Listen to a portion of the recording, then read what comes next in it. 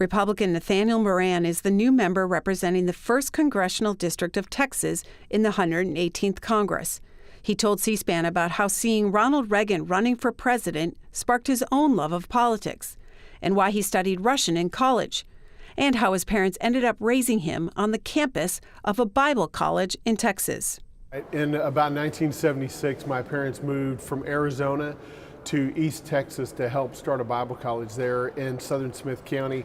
I was just shy of being 2 years old at the time, but me and my 3 brothers packed up in a car with my parents and moved across half the country to help start a Bible college in East Texas. It was your family and others. What was the idea? Well, the idea really is to follow that great commandment in Matthew 22, that commandment of loving God and loving others, and that's really about serving God and serving others. And my parents were involved in ministry for many years, and so this was just their opportunity to help start something new in the central United States in East Texas, and help build that ministry and other families going forward. How did that mission shape the man today? Well, for me, it really modeled that Matthew 22 great commandment. But growing up on a Bible college campus was fantastic because you got the energy of young college students, you got to be around so much activity, but you got to see others really giving to their communities, learning about Scripture, and dedicated to a life of faithful service to Jesus Christ. What sticks with you today from that time or from your faith? Well, for me, that opportunity as a young boy was fantastic for a number of reasons. And I still tell my kids these stories today because we got to roam the woods. We had these county roads that we went down every which way and shot our guns off the bridges and in the woods, and had a wonderful time just growing up, really being able to explore and live an independent life and figure life out on your own. Now we had a clothesline in the backyard, and where we played football, we climbed trees, we did all the things that young men and women in the country you would expect to do, and along the way, 4 broken bones and a lot of bruises. When did you first become interested in politics? Well, it really was in 1984 when, after we had established ourselves in the really big city of White House, Texas, just a little small town not far from that Bible college. My dad helped bring me through that pathway of watching Ronald Reagan run for his 2nd term in office, 1984. And as we went through that journey together and we did a mock election in elementary school, I still remember that to this day. I cast my ballot for President Reagan in that 4th grade classroom. That's what began to instill a love of public service. And my dad modeled that. He was a small town mayor growing up, but really, that's just about giving back to your community. It's not about holding a position of authority. It's really about how can you serve those around you, and it started there in White House, Texas. What do you remember your father telling you about why Ronald Reagan should be president? Well, simply because, we're talking about liberty, we're talking about taking government out of our lives on a day-to-day basis so that we can make good decisions for ourselves, for our businesses, so we can have opportunities to work hard and have those good decisions create opportunities. That's really what it's about. Government most of the time gets in the way, and if we can get government out of the way, people are left to being able to make their own decisions and see those decisions bear fruits down the road. My dad did that when we were in White House. He started a business out of our garage. It was just him and a little vending truck and a bunch of candy and chips and cookies in our garage. He started a little vending company, got up every morning no later than 4 a.m. and by the time 30 years had passed, he and my older brother had grown that business to a large regional vending company. But it took years, in fact decades of hard work. Tell us about your education. I started my educational adventure at the United States Military Academy at West Point. Was there for 2 years. Loved that time there. Those 2 years were invaluable to shape who I was. That moniker of duty, honor, country really was instilled in my heart and still guides me to this day as to who I am and what I want to become long term.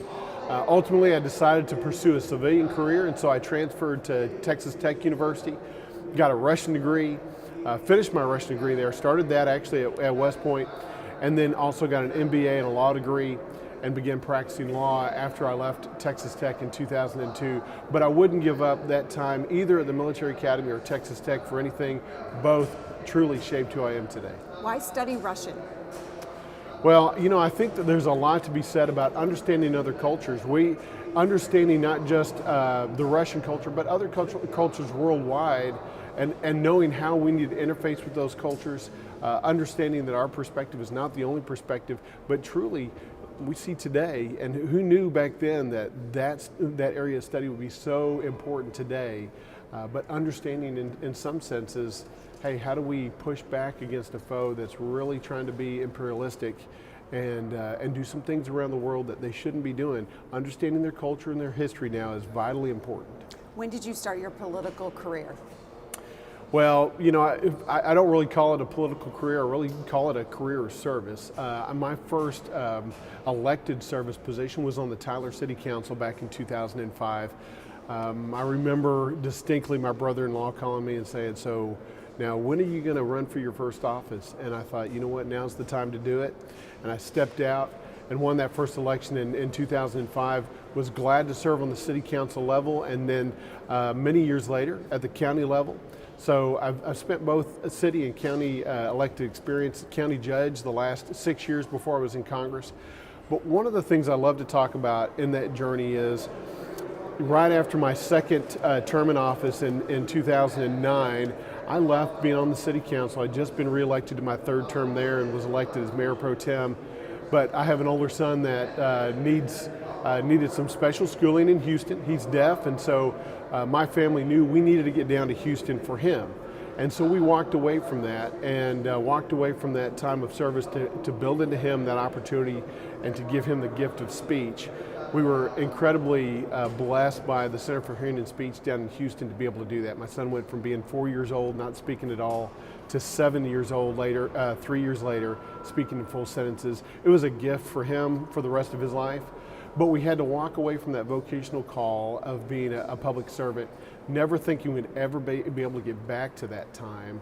But in 2012, we moved back to Tyler, just began serving our community again through nonprofits, started an education foundation, tried to do what we could just to help where we could. Boy Scouts, Sunday school, teaching, coaching my little girls' basketball teams, just whatever we could do. Yeah, and then in 2016, became the county judge.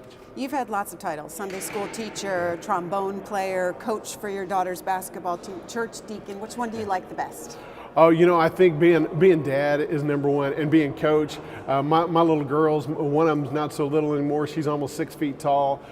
They loved calling me coach on the basketball court instead of dad, so they loved that opportunity.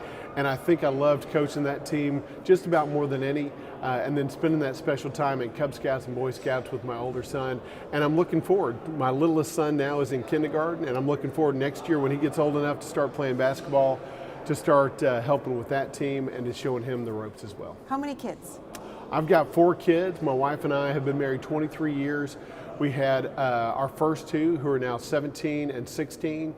We had them, and then because of the need to really focus on my oldest son, we waited 8 years. When we got him on the right track, we said, hey, let's have some more kids. So now we have a little 7-year-old and a little 5-year-old. So we have 2 boys and 2 girls. And what was the reaction from your kids when you won this seat and you became a member of Congress? Well, I think back to kind of the days of campaigning. I try to involve them as much as I could. Certainly the little ones don't quite understand exactly what's going on. They love to repeat some of the campaign commercials, and they're intricately involved in every step of the way, and they love being here as part of the swearing-in process. I am hopeful that as they grow older, they will see that really what I'm trying to do is to build in an opportunity for them so that one of these days they can have the same opportunity I had, and that is to come from a single-wide trailer home on a Bible college campus with parents that didn't have anything more than a Bible college education, to being able to achieve anything you want in life by working hard, by staying steady with good values, by treating people right and giving back to your community. I think that's the formula to really get somewhere in life. And again, not for ourselves, but for others. I tell people all the time, the point of government is to help people get to prosperity, but prosperity is not the end. Prosperity should really be the middle point. The end point is generosity to others. So that liberty should lead to prosperity, should lead then to generosity to others around us.